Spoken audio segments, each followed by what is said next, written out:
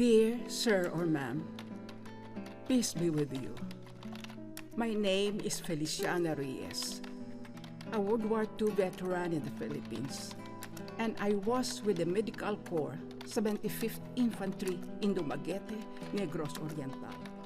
I was helping, treating, and assisting. I was born a national of the United States of America. American history is my history.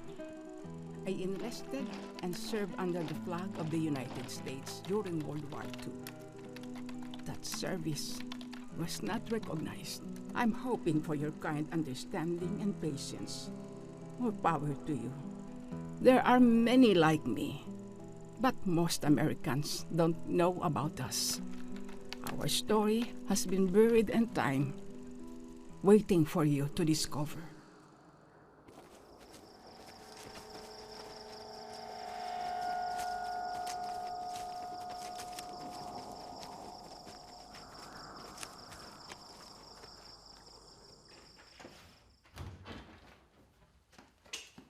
These paintings have been in my basement since 1980.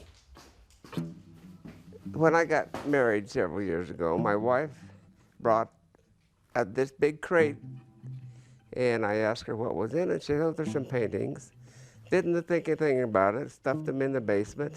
I said, where did you get these paintings? She says, George gave them to me. Okay, George was her ex-boss.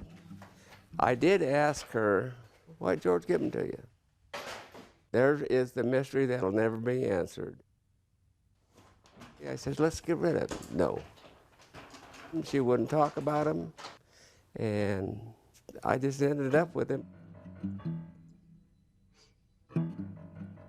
When she passed away, I looked at the paintings and realized there was something there. They were actually very striking, very, just plain terrible paintings.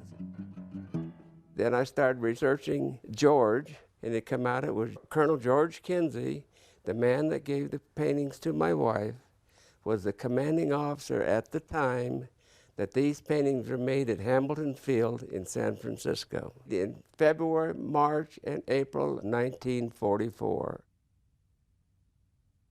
So I started studying them, researching the best I could, and I didn't know what I was doing. You talk about like a billy goat in a wash machine. I didn't know what I was doing.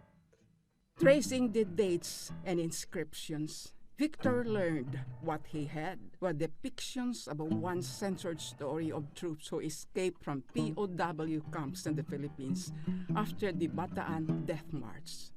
They didn't believe any of us would live to tell the horrible things they did. Thank God we have. Stunned by his new understanding and seeking more answers, Victor dug deeper. Bataan didn't mean anything to me, just like any American. You never heard about it in school. I went to this Bataan Memorial Convention.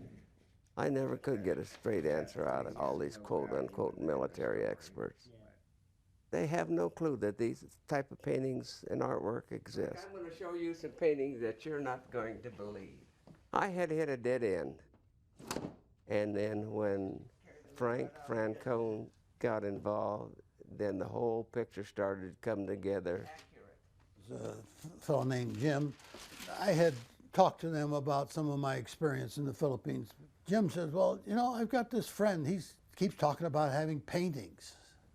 And I said, well, yeah, that's interesting. Philippines, I said? I don't know.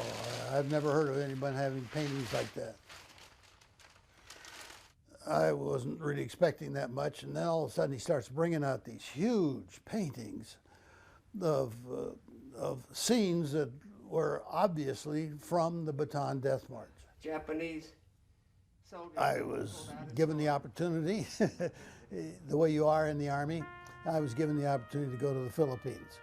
And I ended up there in September of '46. And by then I was 19 years old. They are depicting an actual scene that occurred in the Philippines in World War II, right after the Japanese took over the Philippine Islands. And this was basically the beginning of the Bataan Death March. Yeah, it's pretty gruesome.